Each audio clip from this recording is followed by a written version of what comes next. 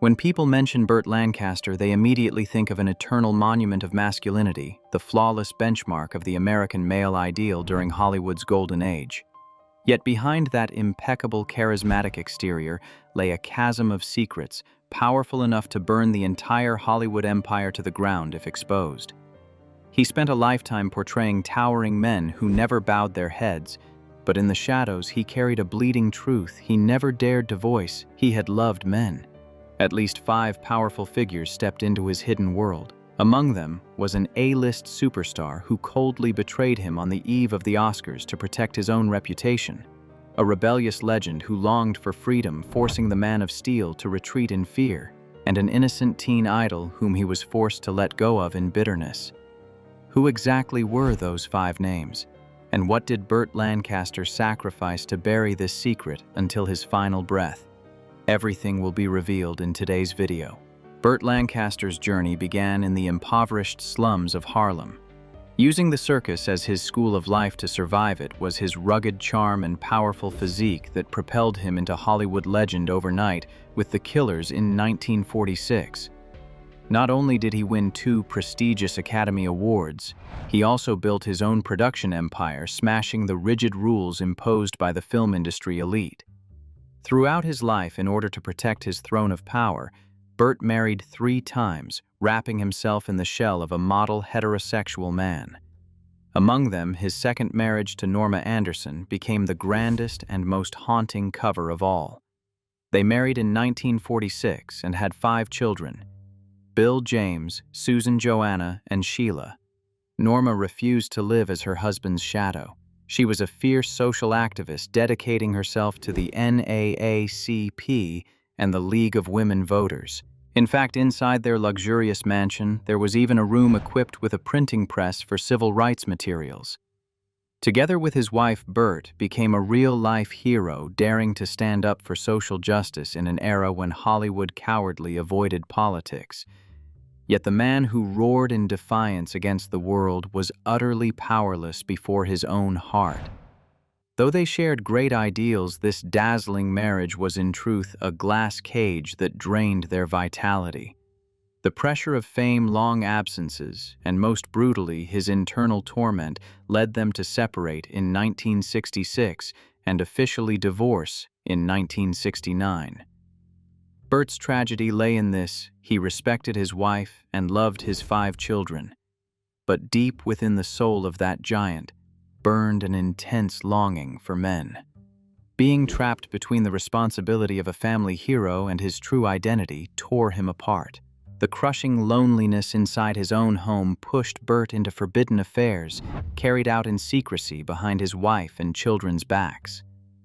And the first man to step through that hidden door, the one who ripped apart the flawless disguise and made the giant's heart tremble from their very first encounter, was none other than one of the most charismatic legends of his time.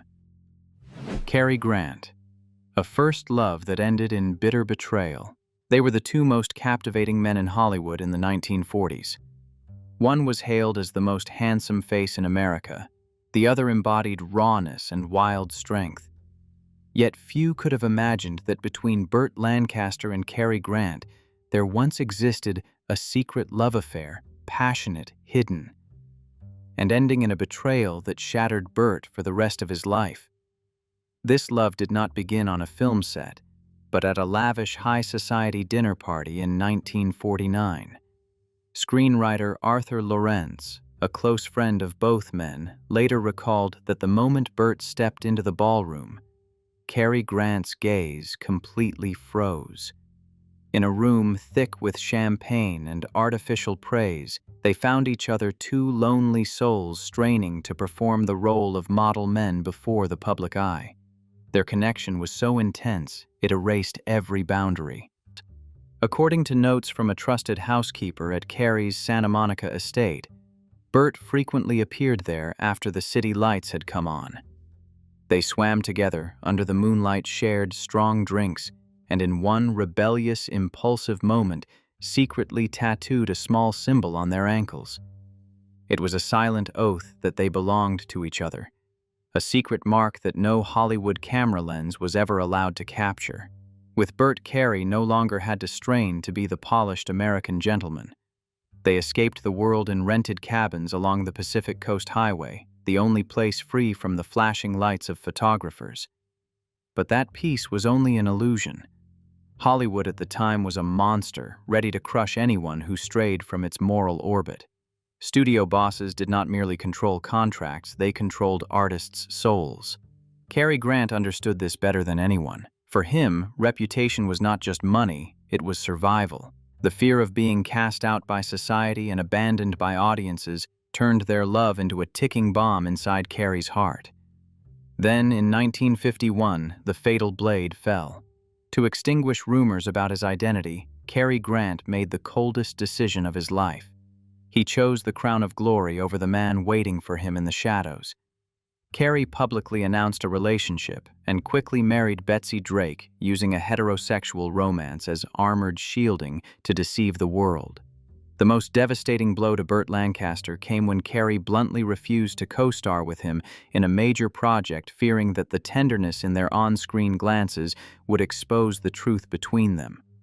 A colleague from the Jim Thorpe set later recalled that when Burt heard of Cary's marriage, he silently smashed the telephone in his dressing room, his eyes bloodshot, but not a single tear falling. Few knew that before that fateful moment, Burt Lancaster had been ready to give up all glory, ready to face Hollywood's rejection, just to stand publicly beside the first man he ever loved. But tragically, just as Burt placed his entire career on the scale in exchange for truth, Cary Grant stepped back into the safety of lies. The strong man who could conquer any summit was utterly powerless before the cowardice of the man he considered his whole world.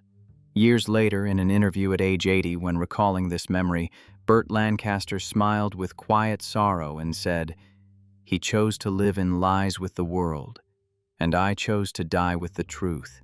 The aftermath of that separation left a bottomless void. Cary sank deeper into loveless marriages to reinforce his position, while Burt became more hardened and distrustful than ever.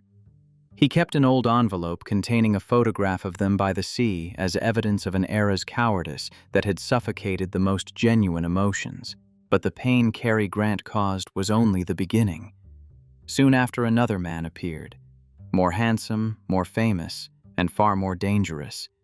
A man whose single shared photograph could have buried them both beneath the grave of ruined reputations. Rock Hudson, a love buried under studio pressure. Have you ever wondered what it feels like to be a man admired by the entire world, yet unable to stand beside the one you love? For Rock Hudson, it was not merely secrecy, but a constant state of fear. A towering, leading man, a symbol of masculine strength, yet capable of trembling at the slightest noise outside the window while sitting beside Burt Lancaster. This was no longer a romance. It was a life-and-death gamble where fame and survival were separated by a single breath. Their relationship ignited in the early 1950s, just as Rock Hudson was being sculpted into the biggest star in the world. Rock, standing 1.96 meters tall with a flawless, handsome face, was the perfect definition of the American dream of that era. Yet behind the magazine cover smile lived a lonely soul constantly straining to conceal his true self. Burt Lancaster, still wounded from Cary Grant's rejection, seemed to see in Rock a reflection of himself, a giant struggling inside a glittering glass cage. That shared understanding drew them closer. According to Mark Griffin, Rock Hudson's biographer, the attraction between them was so intense that secret penthouse apartments in West Hollywood became their only refuge. Behind those locked doors, passion between the two masculine icons exploded beyond imagination. Whispers within Hollywood circles at the time claimed that Burt Lancaster once could not hide his pride when hinting at the ferocity of their affair, shocking friends with the remark, "We did it 7 times a day." That raw confession captured the full force of their suppressed desire. Yet the intensity in darkness stood in complete contrast to the fear under daylight. Unlike the glamour of the red carpet, Rock often slipped into the apartment through the back entrance face hidden beneath a long coat. Close friends recalled that even in their most private moments, Rock remained haunted by Henry Wilson, the notorious manager who enforced control over artists' private lives through ruthless methods. Imagine two of the most powerful men in the world standing inside roadside phone booths at midnight, hands shaking as they dropped coins just to hear each other's voices for a few fleeting minutes. Every staged date Rock displayed with glamorous actresses in newspapers felt like a knife slicing into Burt's heart, yet they had no choice but to endure the cruel game. You may ask, if their love burned so fiercely, why did the press remain completely silent? The answer lay with the two massive empires behind them, Universal and Paramount. These giants spent millions of dollars building airtight walls of protection. They allowed no cracks to form because at that time a rumor of same-sex identity was equivalent to a career execution in a blink. The fracture reached its breaking point when the studio monster began to sense the truth. To protect his empire, Rock Hudson was forced into his most ruthless act, entering an arranged marriage with his manager's own secretary. Watching from a distance as the man he loved performed the role of a happy husband, before millions, Burt Lancaster could only turn away in silence. This time he did not smash furniture. He felt only boundless sorrow for a soul strangling itself to survive. Later, when the tragedy of Rock Hudson's AIDS diagnosis shocked the world, Burt maintained absolute silence as a final vow to protect his former love.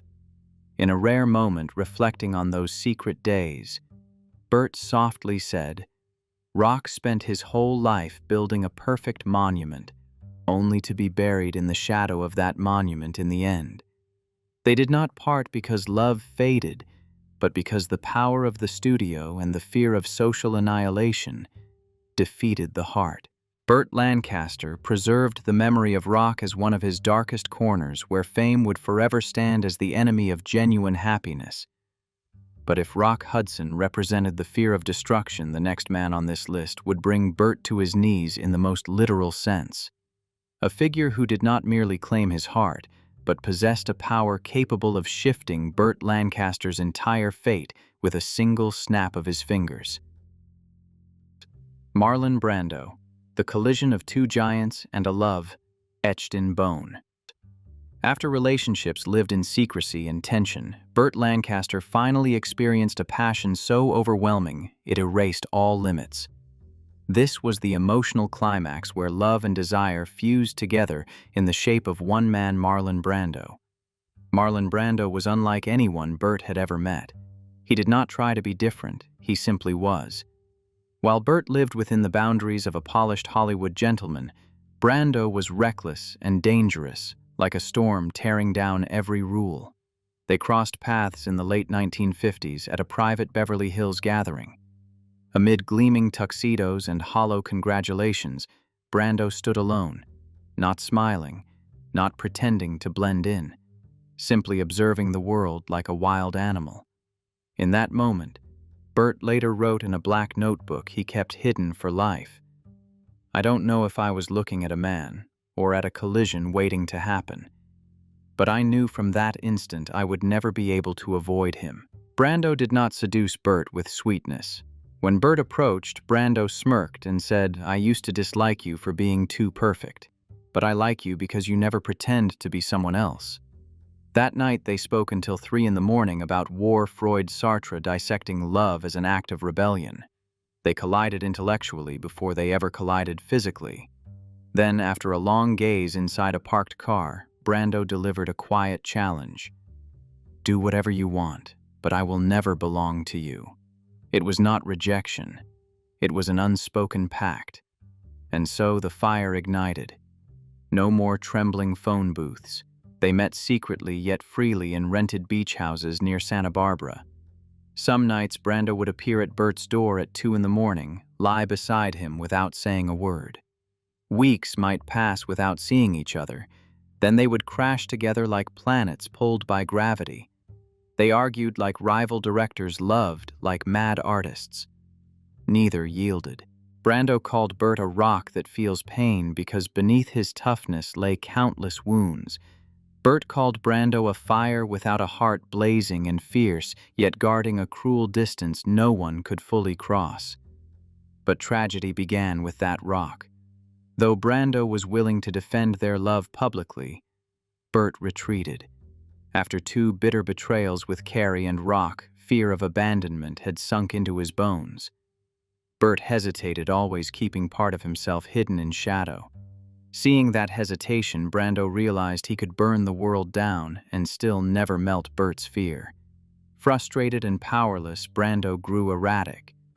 Some weeks he drowned in alcohol, disappeared without a word, and openly flirted with others in front of Burt. When confronted, he shrugged coldly. "You know that's who I am."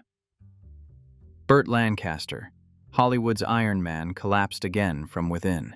He once admitted painfully, "He could make me feel like the only man in the universe, then throw me into the abyss of invisibility the next second." In April 1960, the suffocation reached its peak. The explosive argument that shook a Los Angeles apartment that night was the final clash between Brando's hunger for absolute freedom and Burt's fear-bound restraint. Brando grabbed his coat and walked away. They never lived together again. Years later, after the spotlight dimmed, Brando sent Burt a postcard. No message, no explanation, only a photograph of an empty beach. Looking at it, Burt smiled softly, a smile that cut deep. He didn't apologize. He just reminded me of the one place where we were allowed to be ourselves. Until his final days, Burt Lancaster carried deep regret. He regretted losing the only man willing to stand in the storm for him because of his own fear. If Marlon Brando had come earlier, before my heart was betrayed, perhaps we would have stood together proudly under the sun. He lost his most radiant love to fear. Yet ironically, that secrecy and restraint drew the attention of a far darker nightmare. The 4th man who entered his life cared nothing for love. He wanted only absolute submission, along with dark recordings powerful enough to reduce any legend to ashes. J. Edgar Hoover, the suffocating empathy between 2 of America's loneliest men. J. Edgar Hoover, the legendary FBI director, and one of the most powerful men in America for nearly half a century. At the height of his reign, he loomed like a phantom, capable of forcing Hollywood into clenched silence, making presidents tread carefully at the mere mention of his name, and guarding drawers filled with top-secret files powerful enough to collapse any empire or individual overnight. In an America convulsing with internal purges, Hoover was the machine that crushed anything straying from the moral code he himself defined. From the outside, no one would ever imagine that Burt Lancaster, a rebellious actor, a free-spirited artist, could share even the faintest thread of connection with J. Edgar Hoover, the ultimate symbol of discipline and ruthless control. Yet in the underground world of fame and politics, the most extreme opposites sometimes become the starting point for the deepest understanding. According to elite whispers passed among insiders, Burt Lancaster and J. Edgar Hoover first crossed paths at a private charity event in Washington, D.C., where political power brokers and billion-dollar entertainment figures mingled beneath flawless facades. No one expected that between a radiant movie star and a cold security chief, there could exist such a strange connection. When their eyes met in the noisy crowd, it was not a spark of desire, but a silent recognition between 2 men hiding the same tragedy. For Hoover himself carried a colossal secret, one of history's bitter ironies. Throughout his life, the FBI director was surrounded by rumors regarding his identity. He was believed to have maintained a deeply intimate bond for decades with his close aide Clyde Tolson. Yet Hoover never and would never acknowledge any same-sex identity. He was known for never exposing weakness, constructing a system that purged men like himself, all to protect his unmatched seat of power and his carefully armored image. For Burt Lancaster, the connection with Hoover was never a romantic love in the traditional sense. It was a muted empathy, a silent alliance between two powerful yet cornered men. One longed for wild freedom, but was trapped by Hollywood's masculine image and the studio empire he helped build. The other stood above millions, yet remained locked inside the iron cage of politics and moral hypocrisy. There were no dramatic chases from photographers. What passed between them were private dinners behind closed doors, unexpected midnight calls over secure lines never recorded, and meaningful glances exchanged among hundreds that no one could decipher. No one knows exactly what they shared or what unspoken compromises were made to shield each other during that dark era. Only that later, when recalling this strange bond, Burt Lancaster left behind a line that captured Hoover's essence completely. He was the most powerful man in America, and the loneliest man I ever met. The connection with J. Edgar Hoover was one of the darkest and most unusual chapters of Burt's life, where every feeling or resonance was strangled at birth by power and self-denial. Hoover became a merciless mirror reminding Burt Lancaster that whether at the summit of fame or politics, if one does not dare live truthfully, one remains forever a prisoner inside one's own kingdom. After half a lifetime torn between love and power, Burt Lancaster's heart seemed to have turned to stone. But in his later years, when the layers of masks began to fall away, he found himself in love once more. A quiet love free of calculation, gentle and serene.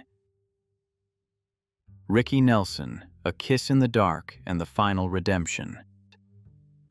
If the men who passed through Burt Lancaster's life before carried with them the tension of power betrayal or towering egos, Ricky Nelson arrived as the quietest pause and perhaps the most heartbreaking. In the early 1960s, America worshipped Ricky Nelson as a golden prince. Emerging from the wholesome family series The Adventures of Ozzie and Harriet, he carried an innocent face, a gentle smile, and the spotless image of a good boy. But that was only a shell. Behind the camera, the entertainment industry was suffocating the breath of the young man barely in his 20s. Ricky was exhausted from forcing himself into lifeless scripts molded into an artificial perfection sculpted by the media. He longed to rebel to be himself, yet felt utterly lost among Hollywood's wolves. When they met, Ricky had just entered his 20s while Burt Lancaster was nearing 50, carrying scars from both glory and corruption. A generational divide that seemed impossible to bridge. Yet between a youth desperate for escape and a man weary from mastering the rules of survival, they found each other. According to scattered accounts from insiders, Burt Lancaster did not approach Ricky with the fever of a lover. He came as a protector. He saw through the industrial smile of the young singer and recognized the panic he himself had once endured. In a rare confession preserved by close friends, Burt bitterly admitted, "He looked at me as if I held all the answers in the world. But the truth is, I was only trying to make sure this system didn't crush him, that he wouldn't lose his way and become a coward like I once was." They did not share lavish parties or explosive artistic debates. Their secret space was a closed car. Those were silent, aimless drives along the misty curves of Mulholland Drive, leaving behind flashing cameras and the relentless hunt of fans. In that dark, confined space, the pressure of the era was sealed outside. Burt gave Ricky a sense of safety where he did not have to perform as America's golden son. And Ricky, with his innocence, soothed the fractured, battle-scarred soul of the Man of Steel. But Burt Lancaster was old enough and ruthless enough to understand one truth: he was a dangerous black hole. Behind him loomed the watchful presence of J. Edgar Hoover and the hostility of tabloid media. If this relationship were exposed, his own career might merely crack, but Ricky Nelson's future as a teen idol would be mercilessly executed by Hollywood's feudal machine. So after a few brief months of fragile peace, Burt Lancaster made one of the most agonizing decisions of his life. He severed the bond himself. He withdrew deliberately, coldly, pushing Ricky away. This time, Burt did not flee out of cowardice as he once had with Marlon Brando. He stepped back because he knew it was the only way to save Ricky. A silent sacrifice. He let the young bird continue flying in his own sky, rather than trapping him inside his decaying cage. They almost never saw each other again after that turning point. Yet the separation did not mark an ending, but the beginning of a longing that lingered until Burt's final days. Years later, when old age arrived, insiders described a haunting image whenever Ricky Nelson appeared on television, guitar in hand, singing melancholy love songs. Burt Lancaster would sit alone in a dark room holding onto the glow of the TV screen. He did not cry. He simply sat there, watching the silhouette of the young man from years past, through the static screen, silently consuming the loneliness of someone who once held the purest love in his hands and had to destroy it himself, so the one he loved could survive. The final redemption and the legacy of a warrior. After the facade called The Perfect Family with Norma Anderson officially collapsed in 1969, Burt Lancaster's life sank into stormy years.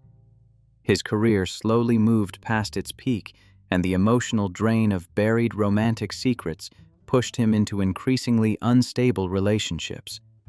One of the most notorious was his volatile affair with Jackie Bone, a hairdresser on set. It became such a dramatic whirlwind that at a Hollywood party, Jackie once smashed an entire bottle of wine over Burt's head in front of a crowd. It was a brutal snapshot of the chaos raging inside the silver screen giant's private world. But after a lifetime of forcing himself to play the hero after endless wars for power and years spent running from his own identity, even a giant eventually grows weary. His final redemption was named Susan Martin. After countless tempests, Burt married Susan in 1990 when he was already in his later years. This was no longer a marriage designed to fool the world as before, but a true refuge of peace. Far from Hollywood's noise and scandals, Susan stayed gently at his side, holding his hand as he endured repeated heart attacks in the last chapter of his life. People may judge Burt's complicated private life, but no one can deny he was a warrior with a great heart. The man who had to live quietly in the shadows was also one of the fiercest in bringing light to others. Together with his former wife Norma, he helped organize fundraising for Martin Luther King Jr. in 1963. And he fought relentlessly for the civil rights movement and against injustice within the world of artists. On October 20, 1994, after his third heart attack, Burt Lancaster took his final breath in his Los Angeles apartment at the age of 80. There was no state funeral. No roaring crowd came to see him off. According to his wishes, his ashes were scattered beneath a large oak at Westwood Memorial Park, marked only by a small, simple plaque that read, Burt Lancaster, 1913 to 1994. But what Burt left behind does not lie beneath that oak. His legacy lives on through films that changed the history of cinema, through courageous acts in the name of justice, and through the tear-soaked story of a man who dared to live and dare to desire, even while trapped inside his own crown. Burt's story reminds us of one hard truth behind the glitter of monuments. There are always bleeding wounds the world was never allowed to see. Among the 5 powerful names we've just uncovered, Cary Grant's bitter betrayal, Rock Hudson's burning passion, or J. Edgar Hoover's suffocating pact of control. Which story shocked and moved you the most? Share your thoughts in the comments below. Don't forget to hit subscribe and turn on notifications so we can continue exposing Hollywood's darkest secrets in the next videos. See you soon.